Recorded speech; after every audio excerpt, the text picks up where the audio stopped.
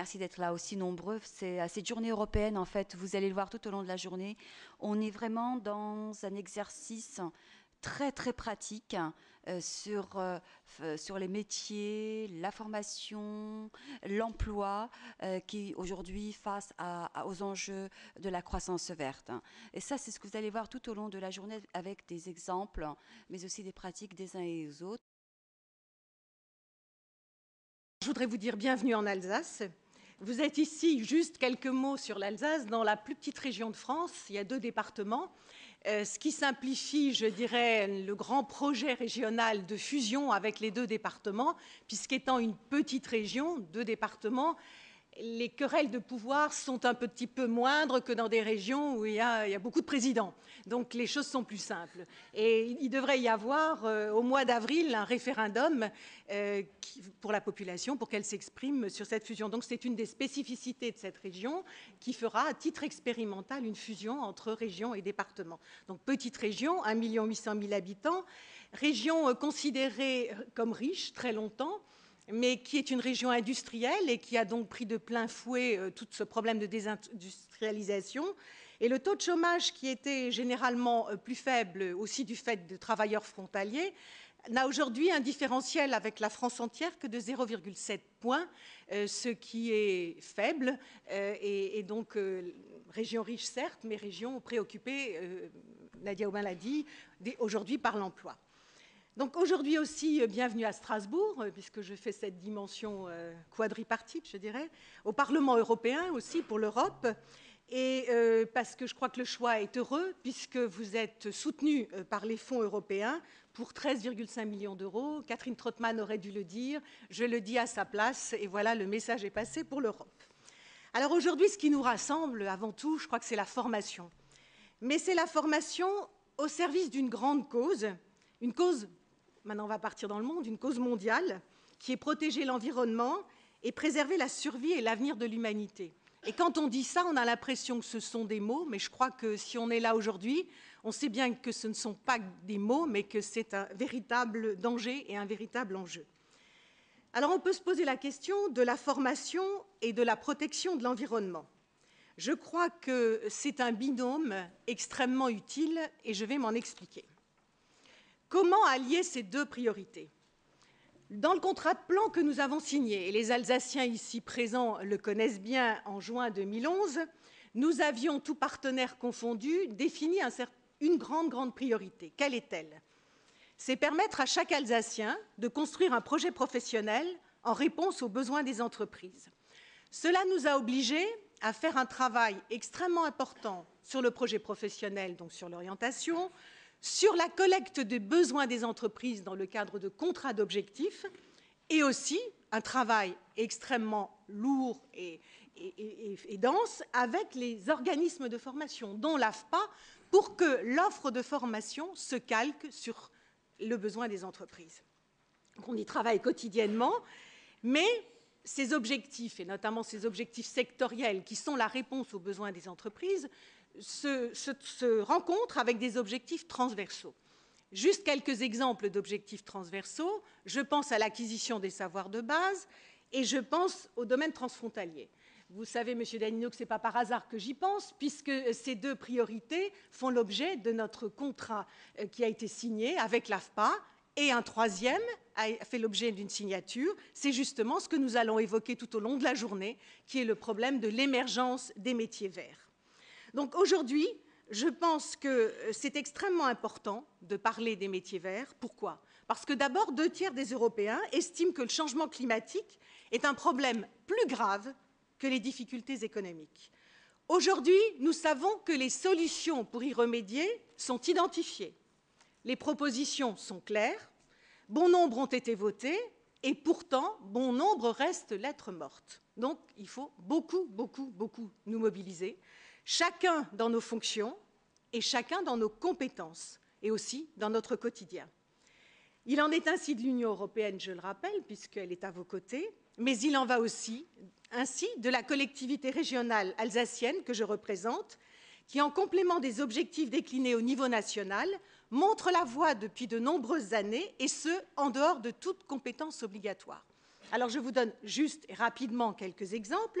Une convention d'objectifs bâtiment durable qui a été conclue avec les professionnels sur la rénovation de l'habitat ancien, qu'il soit public ou privé. Un partenariat renforcé entre le réseau des éco-entreprises alsaciennes et les laboratoires de recherche spécialisés dans le domaine de l'environnement.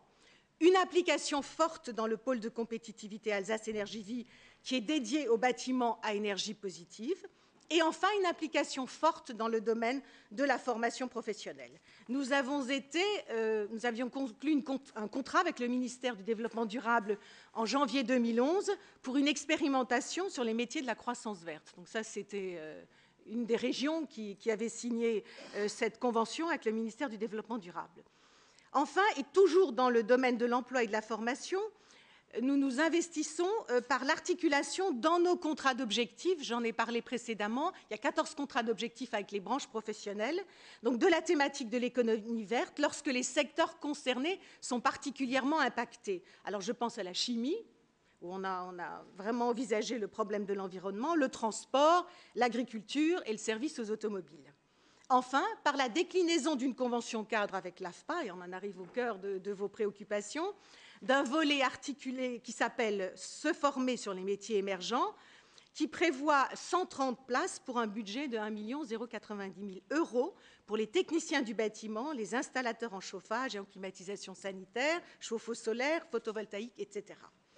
Enfin et surtout, je crois qu'aujourd'hui, ma présence n'est pas que formelle. Elle exprime un engagement réel à vos côtés, de manière habituelle, mais aussi dans ce domaine. Alors, permettez-moi de vous féliciter pour vos initiatives. Je suis particulièrement sensible à votre démarche consistant à mettre en œuvre des formations pour le verdissement des métiers et plus particulièrement à la mise en place du module professionnel citoyen responsable.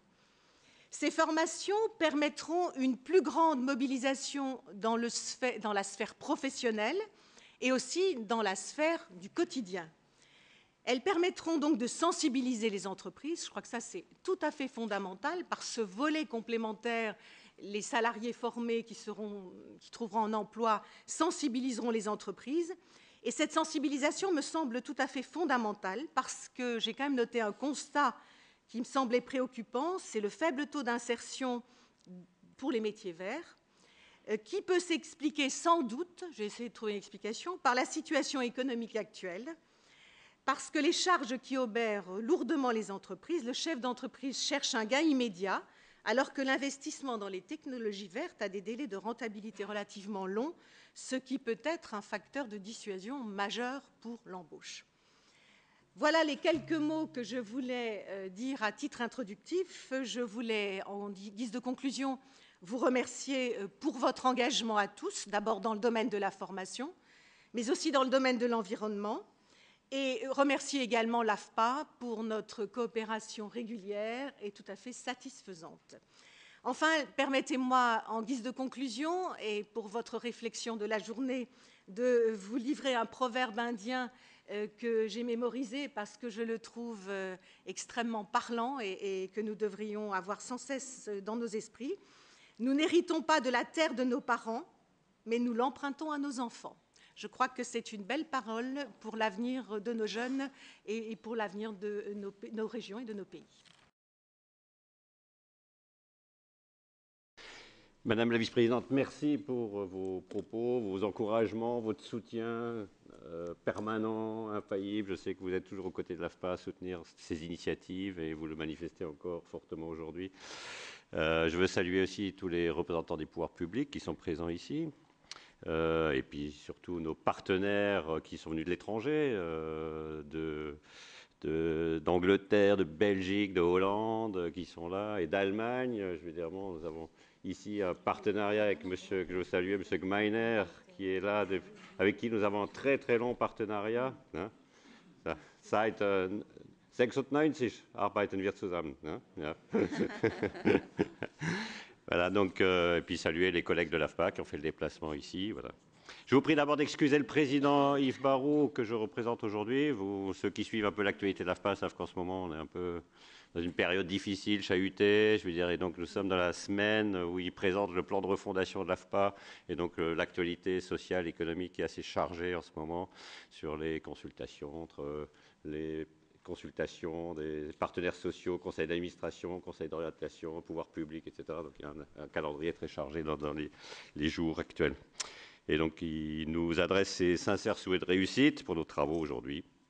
Et ces travaux concourent aussi à la refondation de l'AFPA, puisqu'ils ont, dans notre projet de refondation, nous avons un fort volet de rénovation de notre ingénierie, et notre projet d'intégrer les métiers verts et de verdir nos formations fait partie de ce renouveau de l'ingénierie. Et la méthode de travail, on en parlera tout au long de la journée, participe aussi d'une nouvelle façon de travailler.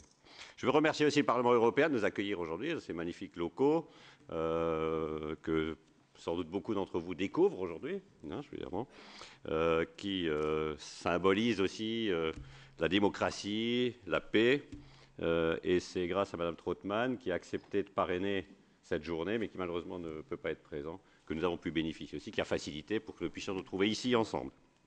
Voilà. Merci à tous pour votre présence à ce colloque. Tous les métiers sont verts, organisé par la direction de l'innovation, et donc j'en profite aussi pour saluer la directrice d'innovation de l'AFPA, Chantal Sartorio, qui, avec beaucoup de persévérance et de ténacité, porte ce projet-là, qui est un projet central, je veux dire, qui aussi, pour que l'AFPA respecte ses engagements vers l'Europe, qui assure le financement par les fonds européens, FSE, dont les représentants sont ici présents aussi, cette rénovation de l'ingénierie, cette évolution de nos métiers, de nos formations. Vous avez, Madame la Vice-Présidente, fait état de votre politique et de vos travaux en matière de développement durable. Tout le monde sait que l'Alsace est toujours un peu en pointe sur ces sujets et puis a une préoccupation forte autour de la protection de l'environnement, de développement durable, et qu'à l'époque, le président Zeller portait ça très fortement. Voilà. Donc, mais pour l'AFPA aussi, c'est un engagement de longue durée et de longue haleine. Et à chaque étape, le concours de l'Europe et des régions a été décisif. Les premières formations de l'AFPA sur le secteur de l'environnement ont été cofinancées au milieu des années 90, à Dunkerque par le Conseil régional du Nord, Pas-de-Calais, et à Lons-le-Saunier par le programme Leonardo.